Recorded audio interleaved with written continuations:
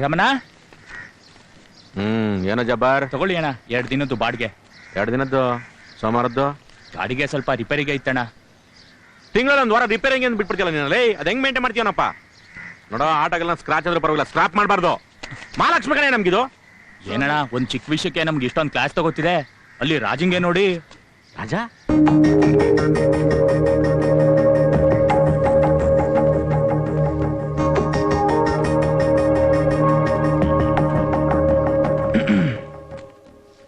ಬೇರೆ ಎಲ್ಲೆಲ್ಲಿ ಡ್ಯಾಮೇಜ್ ಆಗಿದೆ? ಬೇರೆ ಏನೂ ಆಗಿಲ್ಲ. ಗ್ಲಾಸ್ ಹೊಡೆದು ಹಾಕಿದ್ರು ಹಾಕಿಸ್ಕೊಟ್ರು. ಲೈನ್ ಮೇಲೆ ಹೋದ್ಮೇಲೆ ಶಿಸ್ತಿಂದ ಕೆಲಸ ಮುಗಿಸ್ಬಿಟ್ಟು ಮನೆಗೆ ಬರ್ಬೇಕು. ಊರು ಸಾಬ್ರಿ ನಿನಗೆ ಯಾಕೋ? ಏನ್ ಬೆಂಗಳೂರಿನ ಉದ್ಧಾರ ಮಾಡ್ತೀನಿ ಕಾಂಟ್ರಾಕ್ಟ್ ತಗೊಂಡ್ಬಿಟ್ಟಿದ್ಯಾ ನೀನು? ಬೆಂಗಳೂರಲ್ಲಿ ಎದುರ್ದವನು ಬದುಕಲ್ಲ, ಎದುರ್ಸೋನು ಬದುಕಲ್ಲ. ಎದುರ್ಸಿನಿಲ್ಲೋನು ಅಷ್ಟೇ ಬದುಕ್ತಾನೆ. ಸುಮ್ನೆ ನಿಂತರ ಗಾಡಿ ಲಾಂಗ್ ಬಿಸ್ಬಿಟ್ರೆ ಯಾವ್ದೋ ಒಂದು ಕೆಟ್ಟ ಗಳಿಗೆ ಕಣೋ ಜೀವನದಲ್ಲಿ ಬರ್ತವೆ. ಅವ್ ತಾಳ್ಮೆ ತಗೊಂಡ್ಬಿಟ್ರೆ ಪಾಸ್ ಆಗಿ ಹೋಗ್ಬಿಡ್ತವೆ.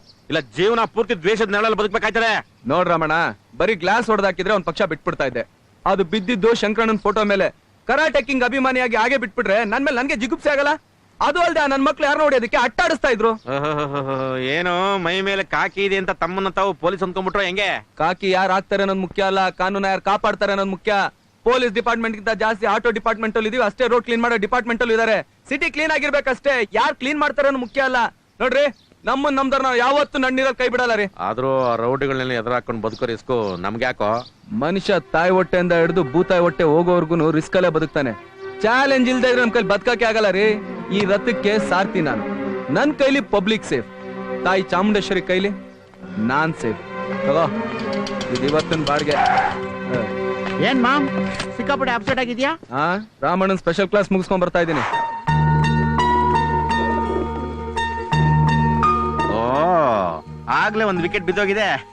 ಅದು ಬೀಳೋ ವಿಕೆಟ್ ಅಲ್ಲ, ಬೀಳ್ಸೋ ವಿಕೆಟ್. ಸ್ವಲ್ಪ ಅಪ್ಸೆಟ್ ಆಗಿದೆ ಅಷ್ಟೇ. ಒಂದ್ 90 ಎಕರೆ ಎಲ್ಲ ಸೆಟ್ ಆಗತ್ತೆ. ಎದ್ ಬರ ಕೇಳ. ಲೇ ಪೋಲೆ, ಈ ತರ ಎಲ್ಲ ಪೂಸಿ ಹೊಡೋದ್ ಬೇಡ ಅಂತ ಹೇಳ. ಬೆಳಗ್ಗೆ ಎಲ್ಲ ಉಗಿಯೋದು, ರಾತ್ರಿ ಬಂದು ಒರ್ಸೋದು.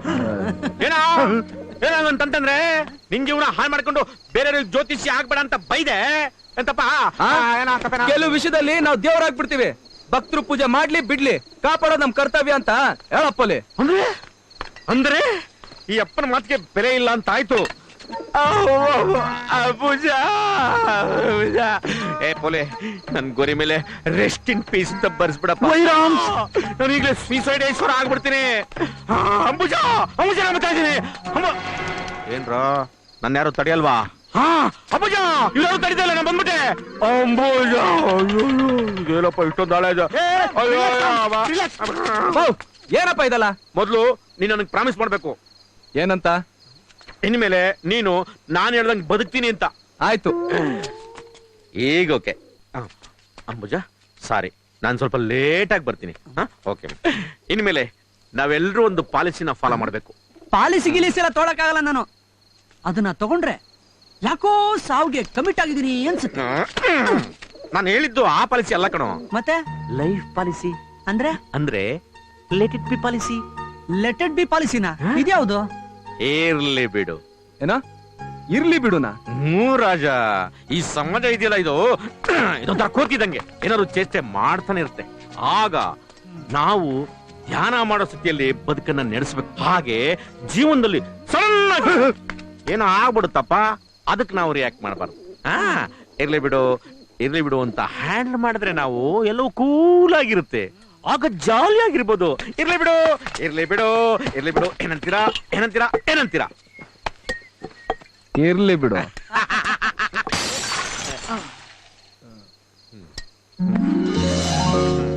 ಇರ್ಲಿ ಬಿಡು.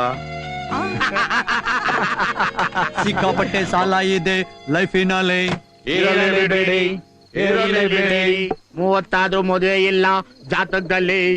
ಇರ್ಲೇಬೇಡಿ ಇರ್ಲೇಬೇಡಿ. ಯಾರ ಋಣ ಎಲ್ಲೆಲ್ಲೈತೋ ಲೋಕದಲ್ಲಿ.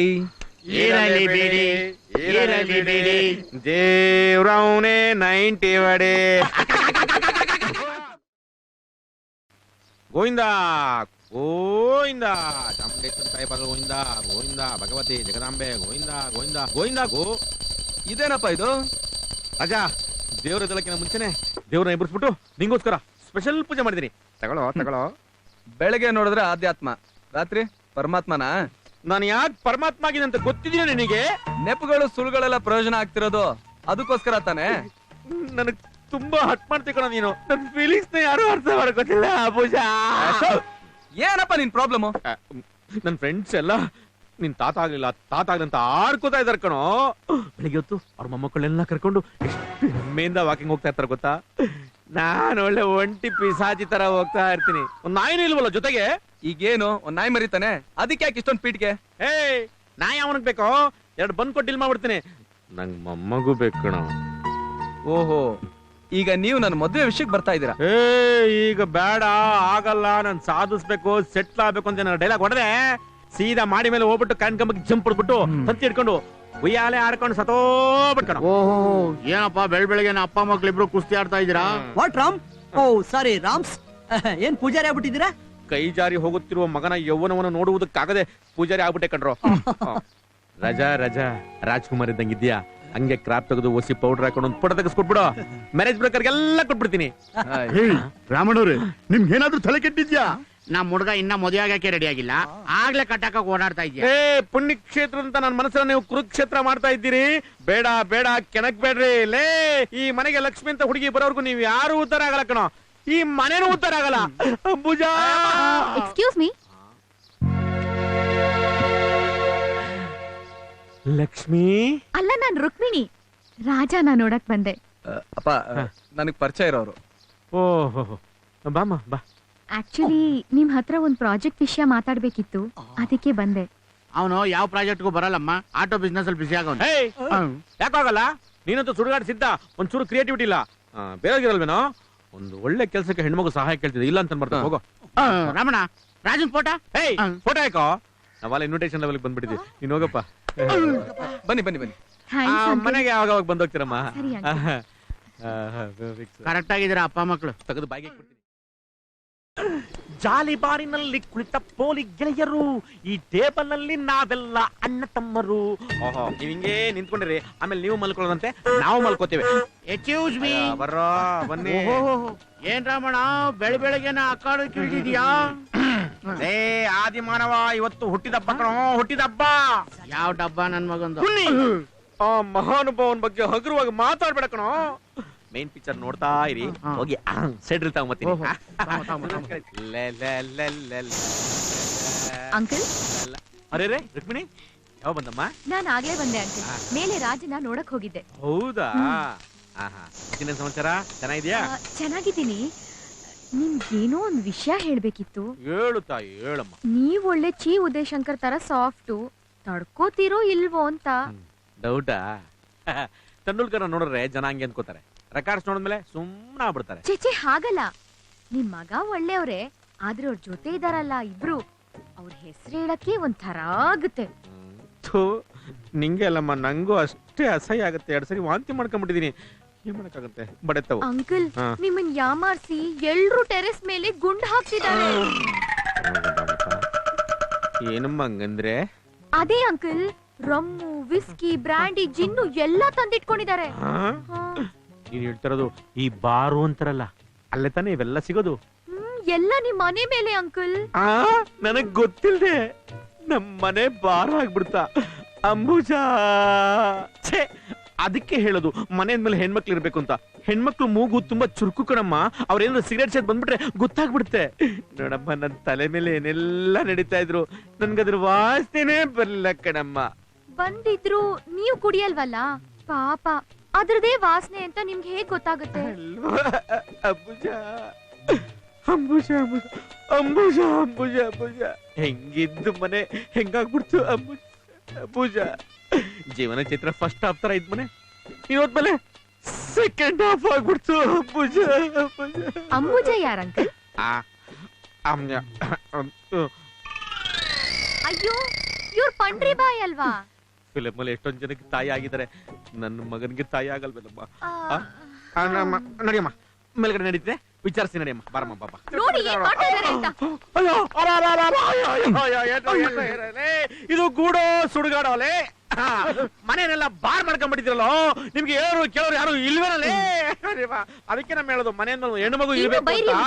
ಏನೋ ಫಿಟ್ಟಿಂಗ್ ಇಟ್ಟೋಳೆ. ನಾನು ನಿಮ್ಮಪ್ಪ ಕಣ್ಣ, ನಿಮ್ಮಪ್ಪ ಈ ವಿಷಯ ನನಗೆ ಗೊತ್ತಾಗ್ಬಿಟ್ರೆ ಸತ್ತೋಗ್ತೀನಿ ಭಯನೂ ಇಲ್ವೇನ್ರ ನಿಮ್ಗೆ? ರಾಜ ಈ ಪೋಖ್ರಿ ಪೊಲೀಸ್ ಜೊತೆ ಸೇರ್ಕೊಂಡು ನೀನು ಹಾಳಾಗ್ಬಿಟ್ಟಲ್ಲೋ. ಮನೆ ಬಾರ್ ಅಂಡ್ ರೆಸ್ಟೋರೆಂಟ್ ಮಾಡ್ಕೊಂಡ್ಬಿಟ್ಟಿದ್ರಲ್ಲ ಅಂಬುಜಾ. ಏನಪ್ಪ ಇದು? ನೋಡಮ್ಮ ಬೈತಾನೆ. ಹಲೋ ಆ? ರಾಮಣ್ಣ, ಅಲ್ಲಿ ಬಿದ್ದಿರೋ ಬಾಟ್ಲುಗಳ ಮೇಲೆ ಕುಡ್ದಿರೋರ್ ಒಬ್ಬೊಬ್ರ ಹೆಸರು ಬರ್ದೈತೆ, ಬೇಕಾದವ್ರು ಟೆಸ್ಟ್ ಮಾಡ್ಬೋದು. ಒಂದೇ ಬಾರಿನಲ್ಲಿ ಕೂತ ಪೋಲಿ ಗೆಳೆಯರು, ನಾವೆಲ್ಲ ಅಣ್ಣ ತಮ್ಮರು.